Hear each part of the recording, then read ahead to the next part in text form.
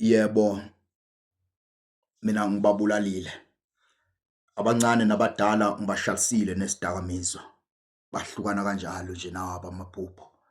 Emphakathini kanye nekweyabo imindeni baphenduka olukhulu lolu hlupho. Baba nobudlelwano obuhle nendodana kaMaphutha. Yabadukisa njalo kwamnyama amahlathi kwaze kuba la abanye badonsa isigwebo zeminyakanyaka ngaphakathi. Kanti ingcosana imisebenzi ezandla zami yayipha amandla okusibulala. Lezifo nazo ezilethwa isidakamizwa zinesandla kwabaningi abaphalala. Bashiya abazali nabantwana emakhaya bekhala. Kodwa yazi mina owami umndeni awuyazi impilo yokusokola. Impilo engayiphilayo mina ngikhula ngiqikelela ukuthi ezama ziphili zona. Ngesikhathi zemfundo ephambili bona ngibahlomisile. Khona nje ezinye zinginyanya zimdibi munye ngabangibiza nganyanda isigazi. Yazi zisho nokusho ukuthi mina ngenze zazi izimpilo zibe ngcono ngegazi lezinye izingane zabanye abafazi. Insuku zonke ababuke zazi izingane eziphendula umgwaqo ziwenzelazi ikhaya.